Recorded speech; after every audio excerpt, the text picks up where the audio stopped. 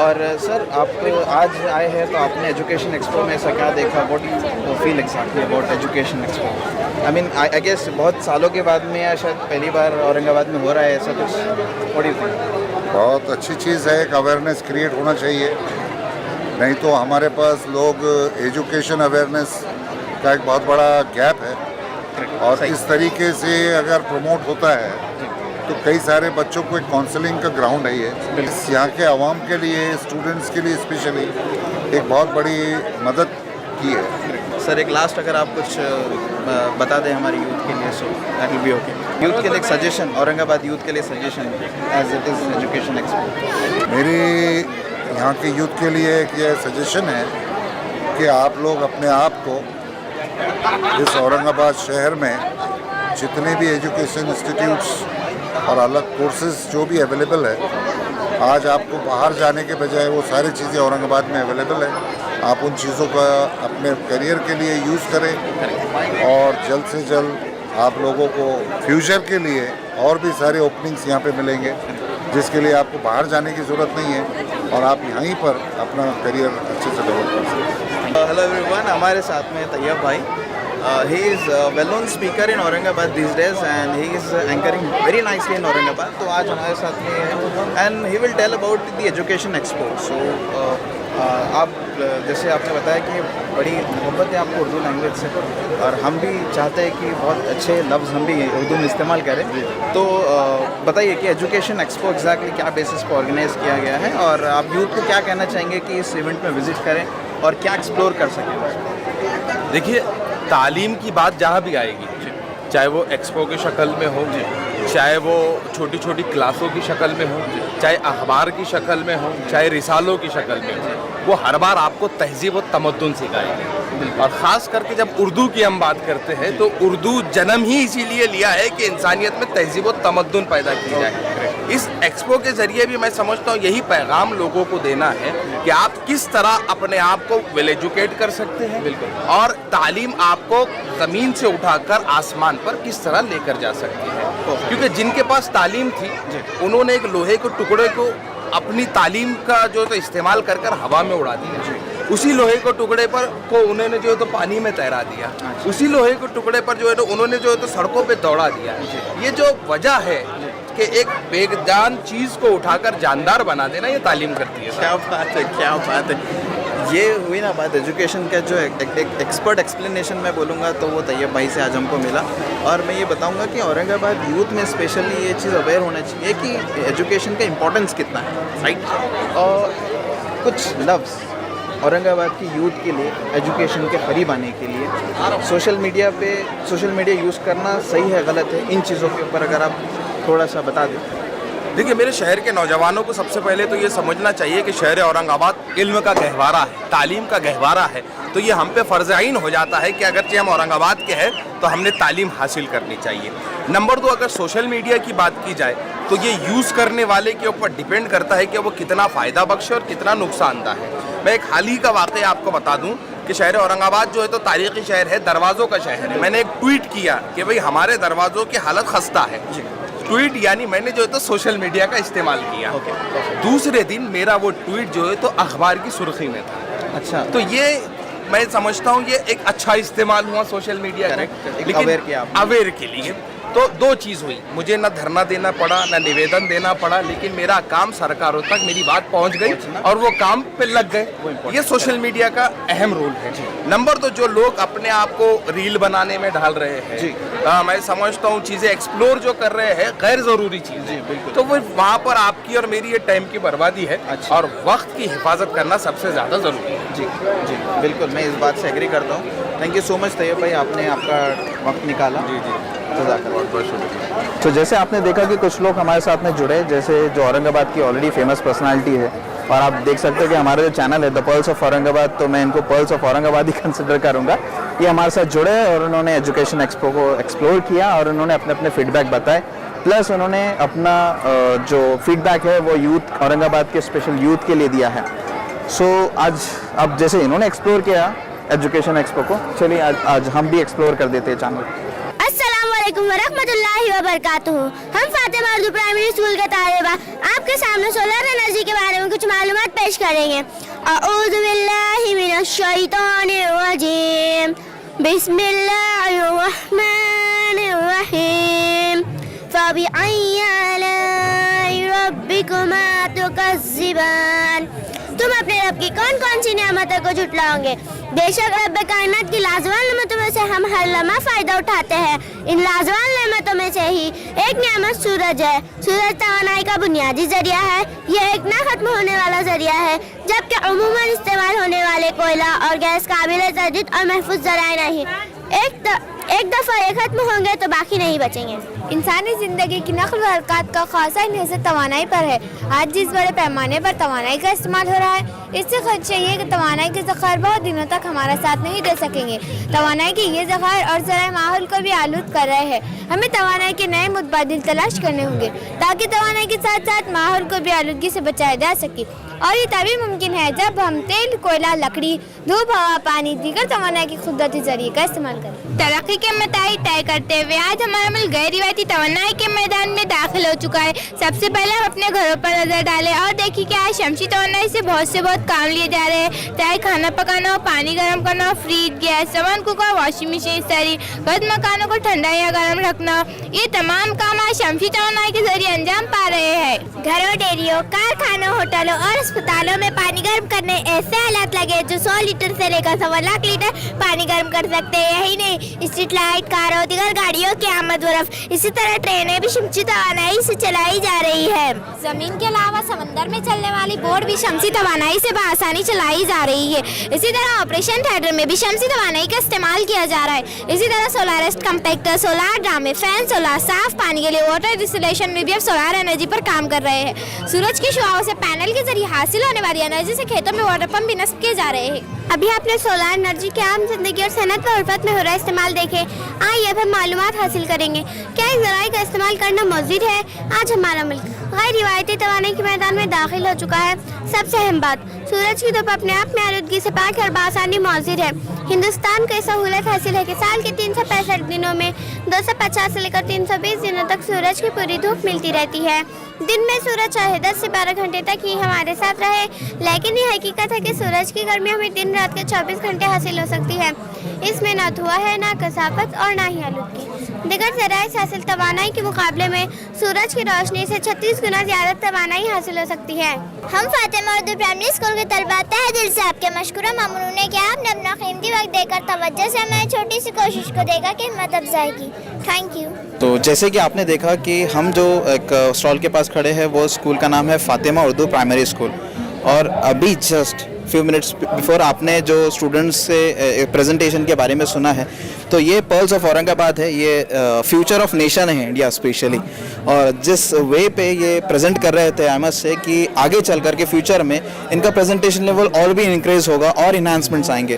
तो हम जानेंगे इनके टीचर्स इनके साथ में हैं, कितनी मेहनत लगी आपको इनके प्रेजेंटेशंस रेडी करने के लिए और किस लेवल पे इन्होंने एफर्ट्स लगाए, सर आप बता सकते हैं? अस्सलाम वालेकुम रहमतुल्लाहि व बरकातुहू। मेरा नाम शेख अब्दुल अज़ीम है। मैं फातिमा उर्दू प्राइमरी स्कूल के टीचर्स हूँ। सोलार एनर्जी का जो हमारा ये प्रोजेक्ट है, तो ये बच्चों को याद कराने के लिए, बताने के लिए जो तो हमको कम से कम 5 से 7 दिन लगे। और ये कंसेप्ट इसलिए लिए थे कि आज के दौर में जो ईंधन का इस्तेमाल ज़्यादा हो रहा और पेट्रोल का इस्तेमाल वगैरह की वजह से ये ख़त्म होने वाली चीज़ें हैं। लेकिन लोगों के जहनों में कंसेप्ट ये आना ज़रूरी है कि अगरचे ये हमारा जो ईंधन है, जो पेट्रोल है, जिसके ज़रिए हम आज जला रहे हैं, बिजली का इस्तेमाल कर रहे हैं, ये ख़त्म होने वाली चीज़ है। लेकिन सूरज एक अल्लाह ताला की ऐसा निज़ाम है कि सूरज की रोशनी कभी ना ख़त्म होने वाली चीज़ है।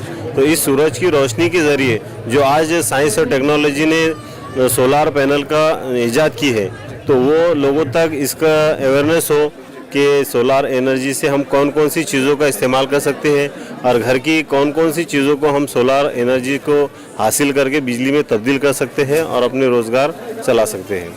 मैम, आप स्टूडेंट्स के ग्रोथ के बारे में, इनके फ्यूचर के बारे में, इस प्रेजेंटेशन से रिलेटेड और इसके अलावा इस प्रेजेंटेशन से रिलेटेड आप कुछ कहना चाहेंगे? अस्सलाम वालेकुम रहमतुल्लाहि वबरकातुहू। मैं फातिमा उर्दू प्राइमरी स्कूल की टीचर मोल्लिमा आलिया खदरी।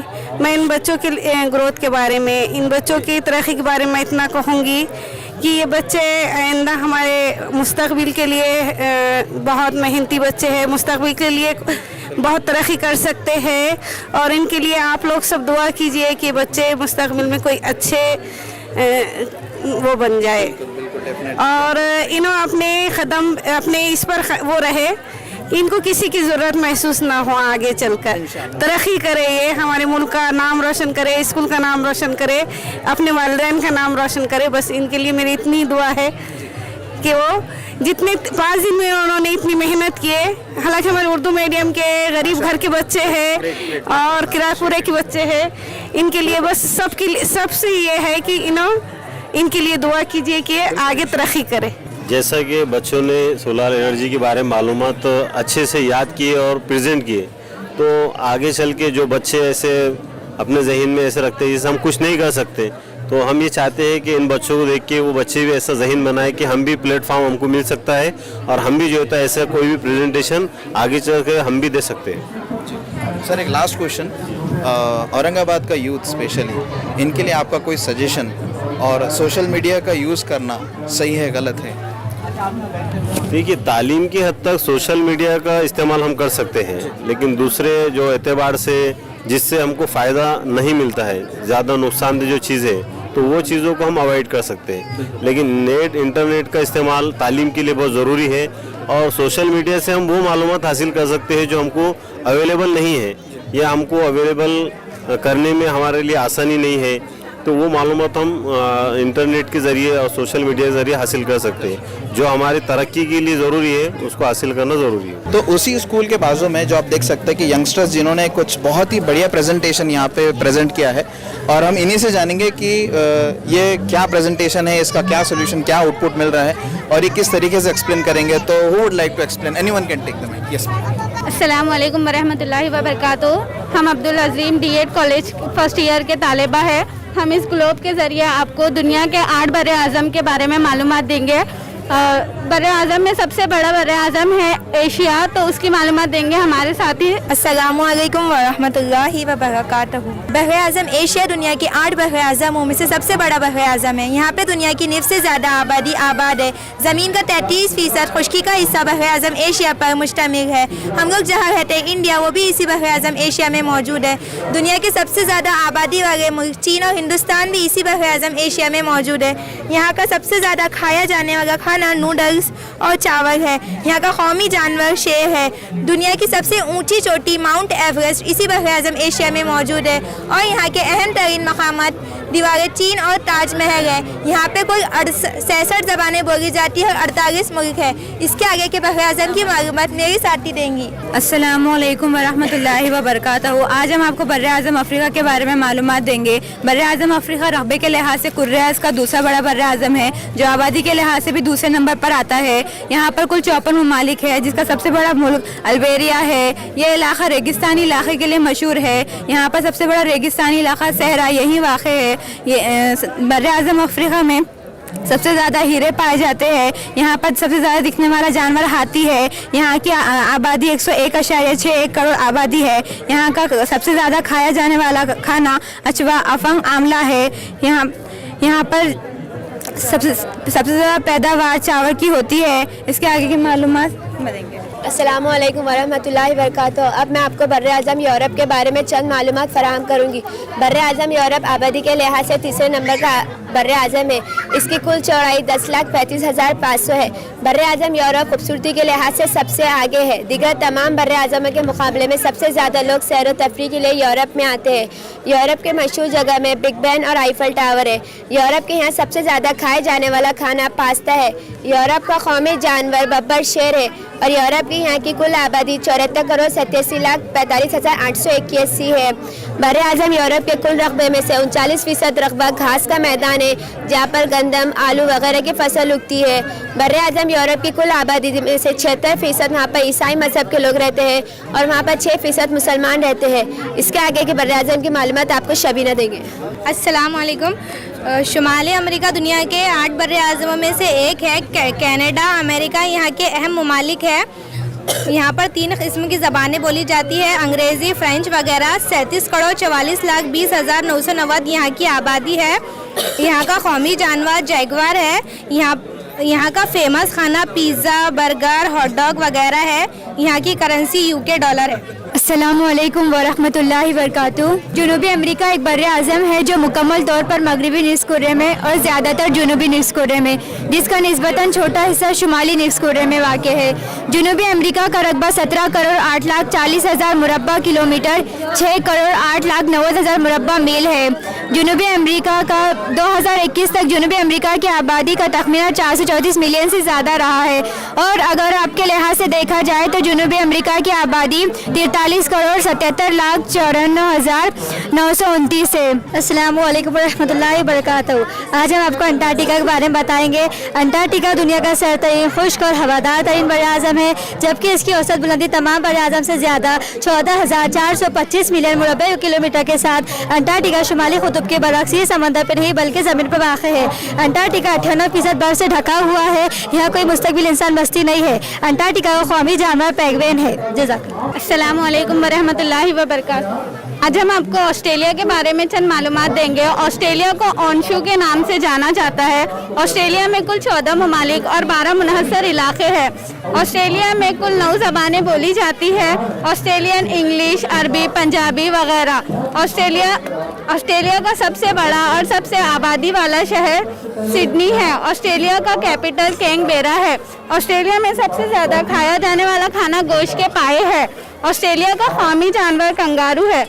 ऑस्ट्रेलिया की कुल आबादी 2,62,22,217 है। जज़ाकल्लाह। अस्सलाम वालेकुम वरहमतुल्लाहि वबरकातुहू। अब हम आपको दुनिया का 8वां बर्रे आज़म यानी कि ज़ीलैंडिया के बारे में मालूमात देंगे। इसे ज़ीलैंड के नाम से भी जाना जाता है। ये बर्रे आज़म 2019 में 8वें बर्रे आज़म के तौर पर शामिल किया गया है। ये बर्रे आज़म बहुत ही छोटा है, इसे माइक्रो बर्रे आज़म भी कहा जाता है। ये पूरा हिस्सा पानी से घिरा हुआ है। इसकी ऊपरी सतह के हिस्से को न्यूजीलैंड कहा जाता है। यहाँ के बाशिंदे काफ़ी पसमानदा है। यहाँ के लोग खाने में चिप्स, सुरगोश वगैरह पसंद करते हैं। यहाँ की आबादी 5.4 मिलियन है। यहाँ के बाशिंदे काफ़ी पसमानदा है। यहाँ के लोग रवानी से इंग्लिश बोलते हैं। यहाँ की करेंसी को न्यूजीलैंड डॉलर के नाम से जाना जाता है। Thank you. Assalamualaikum sir, this is a gardening kit powered by Roots and Academy. They are purely organic. If you go outside, you get the chemical food. If you buy from here, you will get to know the experience how to grow also. And we have the variety of tomato, chili, and we are having ridge gourd also. But tomato will give you 3 months fruit, and chili will give you more than 3 or 4. And if you buy this, you will get a mixture of coco peat and soil. In this, you will get the seeds. Just you have to tear and sow and water. It will grow very well. And we want people to grow this at their home because they should do the farmers' hard work, and at least they should grow the vegetables that are daily needed, like tomatoes and chilies. And the benefits are they are environmentally friendly also, they are healthiest and the tastiest also. Here we have done an experiment here with different growing plants with different types of waters.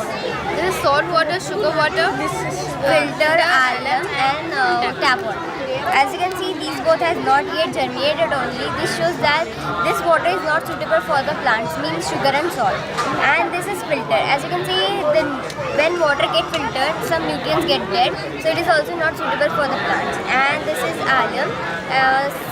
Because of the pitakri water, because of the more nutrients it is getting dead also and burned, and some leaves are getting yellow also, and this is also not suitable for the plants. And this this is tap water means नल का पानी. This is going very well without any cost.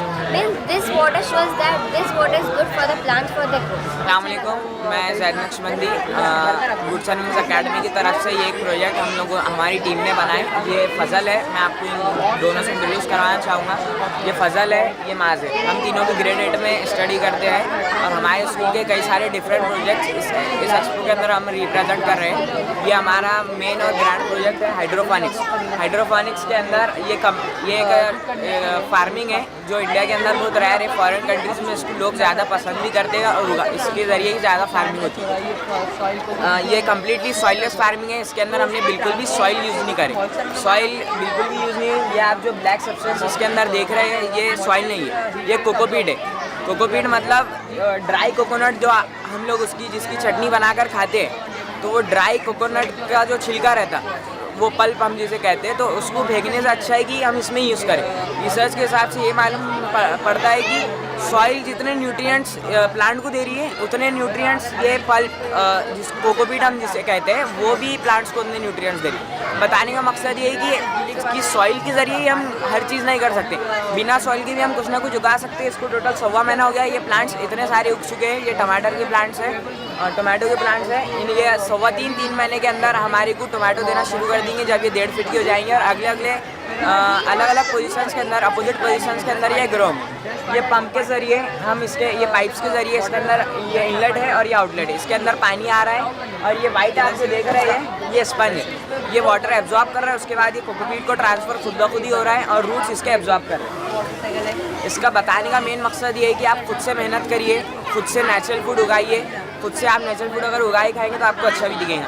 आज अगर आप market में आएंगे तो आपको कोई भी चीज़ नेचुरली मिलने वाली है. हर चीज़, कोई भी चीज़ केमिकल फ्री नहीं होती और हर चीज़ के अंदर इंजेक्शन से इंजेक्ट किया जाता है. और इसका बेस्ट एग्जांपल अगर आपको देखना है तो वो ग्रेप्स मतलब कि अंगूर और मैंगो आम ये हो गए. अगर आप जब इनको ख़रीदते हैं तो इनके ऊपर चिकट जैसा एक सब्सटेंस होता है जो चिकट होता है. इसको अगर हम ये ख़रीदते हैं तो हमको इसको 1.5 या 2 घंटे के लिए सुखा कर रखना पड़ता है, भिगा कर रखना पड़ता है, तो सुखाना पड़ता है. उसके बाद वो चिकट बन जाता है. वो फ्रूट्स ये खुद ही जाहिर कर रहे हैं कि हमारे ऊपर केमिकल्स, फर्टिलाइज़र्स और पेस्टिसाइड्स डाले गए कि हम मीठे दिखे और अच्छे दिखे. लेकिन अगर आपके बॉडी पार्ट्स के अंदर कोई चीज़ें कमज़ोर होती है तो ये अंदर जाने के बाद उनको और कमज़ोर कर देती है. वो हेल्दी नहीं होती.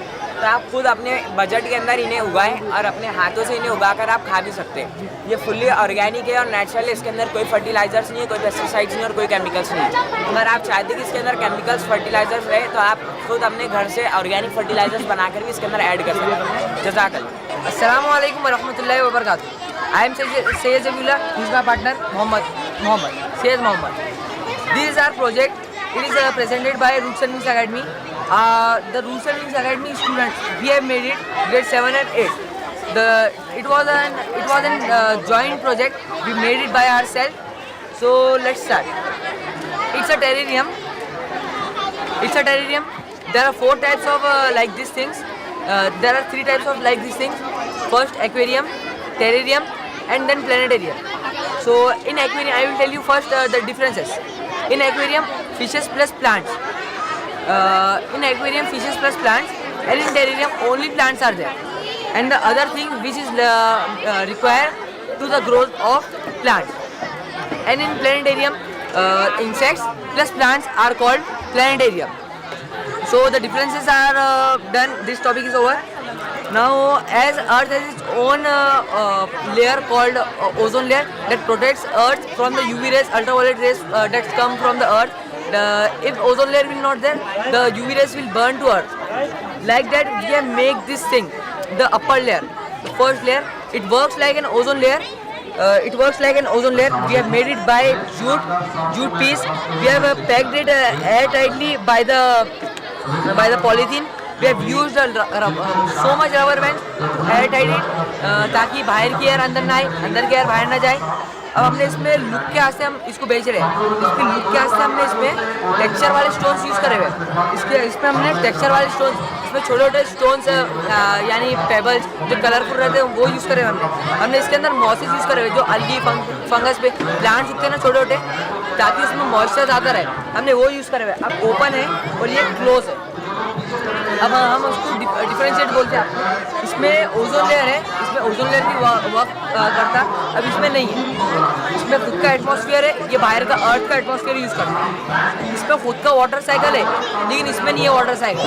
इसमें ये इकोसिस्टम है, ये इकोसिस्टम नहीं है। इसमें पानी डालना पड़ता है हमारी रेगुलरली, लेकिन इसमें पानी डालना नहीं पड़ता क्योंकि इसमें खुद का वाटर साइकिल है, इसमें खुद का एटमॉस्फेयर है। अब ये प्लानिटेरियम है। अब इसका फंक्शन देखिए आप, इसमें जो इंसेक्ट्स रहते हैं वो ऑक्सीजन लेते हैं और कार्बन डाइऑक्साइड छोड़ते हैं। अब प्लांट्स है, प्लांट्स कार्बन डाइऑक्साइड लेते हैं, ऑक्सीजन छोड़ते हैं। फिर अपना ऐसी ऑक्सीजन साइकिल है, ये लिविंग साइकिल है, तो ये कंटिन्यूसली होते रहती है। अब देखिए अब ये टेरेरियम है।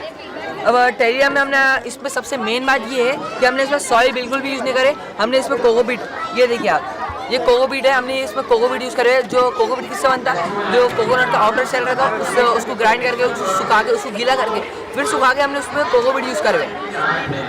अब कोकोपीट इसलिए यूज़ करें क्योंकि हमने कोई प्लांट को ग्रो करने का 3 चीज़ नेसेसरी रहते हैं, सनलाइट, वाटर और न्यूट्रिशंस। न्यूट्रिशंस तो अपने को कोकोपीट से मिल गए क्योंकि न्यूट्रिशंस में हम कोकोपीट में हमने चारकोल का भी छोटे छोटे पीसेस है उसका मिक्सचर बनाए, जो कि अपने सॉइल है, सॉइल से ज़्यादा न्यूट्रिशंस अब कोकोपीट में आ गए। तो न्यूट्रिशंस हो गया फर्स्ट पॉइंट डन। अब सेकंड पॉइंट आए अपना वाटर।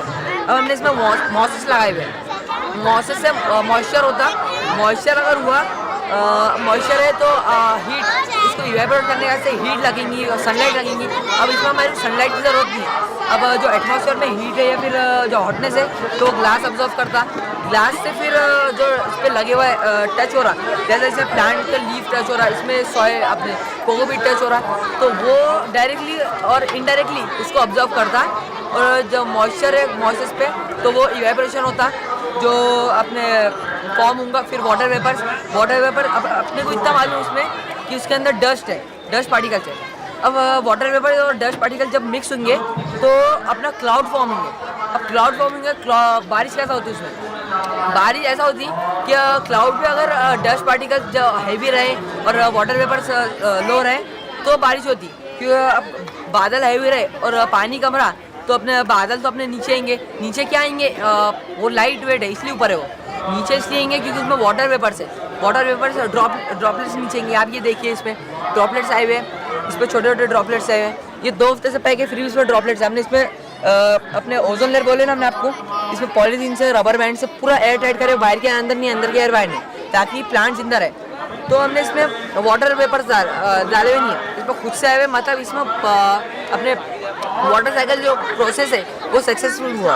अब हमारा बस ये पूरा बनाने का बस एक ही मकसद है ताकि लोगों को और या फिर लोगों को, हमारे एल्डर्स को, हमारे छोटों को, हमारे यंगर को मालूम पड़े कि पूरी दुनिया या फिर नेचर गार्डन या फिर एक फॉरेस्ट एक छोटी सी वर्ल्ड में इन इट्स ओन वर्ल्ड एक जिंदा रह सकती। और वाटर साइकिल अपने बच्चों या फिर हमारे एल्डर्स को पता चले कि वाटर साइकिल कैसे वर्क करता, अपने बिना मिट्टी के अपन प्लांट्स कैसा उगा सकते, उसकी टेक्निक्स है अलग अलग, उससे अपन पानी से एक हमारा प्रोजेक्ट है हाइड्रोपोनिक्स, उससे उगा सकते हैं अपन सिर्फ वाटर से। अब ये बिना सॉइल की कोकोपीट है, कोकोपीट से हम उगा सकते हैं। तो ये हमारा प्रेजेंटेशन रहा, हमारे और भी बहुत सारे इंटरेस्टिंग प्रोजेक्ट्स हैं। Assalamualaikum. I am Tuwa from class 5. Representing this project called a paper bridge, and the purpose of making this project is to just see the strength of paper, like how much strength the paper has. As you can see, this is a normal paper. If I put some points on it, this will just fall down into the and if I use this paper, which is just folded in 2 halves, and put some points on this, so this will also fall down. But if I use this paper, which is just folded, position it in a zigzag pattern, and put all the points on this, so this will not fall. Planetarium में insects plus plant As you know that triangle always divides the force, so that's why this bridge is not falling down. So also we are conveying a message in this, and the message that we are conveying is that if you are alone like this paper, so you will be not able to do anything. But if you are all together like this paper, so you will be able to do everything. Thank you.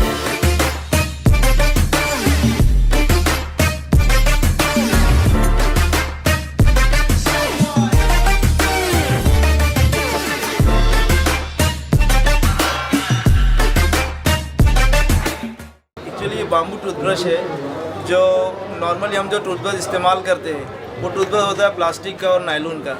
Nylon और plastic बचपन से इस्तेमाल करते हुए आए, लेकिन अब ये टूथब्रश जो नायलॉन और प्लास्टिक फ्री टूथब्रश है, इसके बॉडी में पूरा बाम्बू इस्तेमाल किया गया है। और जो ब्रसेल्स है इसके, ये ब्रसेल्स नायलॉन के नहीं है, इसमें एक पीबीटी बोल के इंजीनियरिंग प्लास्टिक है, वो प्लास्टिक इसमें यूज़ किया गया है। पीबीटी का एक कैरेक्टरिस्टिक होता है डिग्रेडेशन का, तो ये प्रोडक्ट ब्रसेल्स के साथ में 100% डिकम्पोज हो जाता है 120 डेज़ के अंदर। जो हमारा प्लास्टिक का ब्रश होता है उसको 1000 ईयर्स भी कम पड़ते हैं डिकम्पोज होने के लिए। तो ये एक इको फ्रेंडली, और इसके जो ब्रसेल्स है, इस ब्रसेल्स के अंदर एक्टिवेटेड चारकोल है, तो ये पूरी तरह से ऑर्गेनिक टूथब्रश है। दूसरा इसमें एक इको फ्रेंडली प्रोडक्ट है जो हमारे इन्वायरमेंट के लिए सेफ है। Now we have just moved to the next stall again, and yes, so we have someone. Sir, what's your name? Mudassir Nadeem. Mudassir Nadeem. Sir, आपका स्टॉल में देख सकता हूँ, क्या आप आपके स्टॉल के बारे में मैं यहाँ पे देख सकता हूँ, औरंगाबादी मुसाफिर। मैं इनकी फेसबुक पे पोस्ट पढ़ता हूँ, क्या वो आप ही हो? मतलब पूरे औरंगाबाद की हिस्ट्री आपको ही पता है? ऐसा क्लेम तो नहीं है। अच्छा। लेकिन औरंगाबाद की तारीख को मालूम करने का एक शौक है। अच्छा, और वो नहीं, लोगों आपका फैन बहुत बड़ा, मैं जी, फैन हूँ शुक्रिया, एक्चुअली शुक्रिया। आपके पेज का। जी। तो पढ़ने का शौक है और लोगों तक वो चीज़ें पहुंचाने का शौक है। अच्छा, नहीं, मैं काफ़ी पुराने मॉन्यूमेंट्स के पिक्चर आपके फेसबुक वॉल पे देखता हूँ, और तकरीबन औरंगाबाद ने जो है आपके ही फोटोज़ को शेयर किया हुआ है अपने सोशल मीडिया यूज़र्स के साइड से। जी, तो ये कैसे इन्फॉर्मेशन आपको मिलती है? देखिए, ये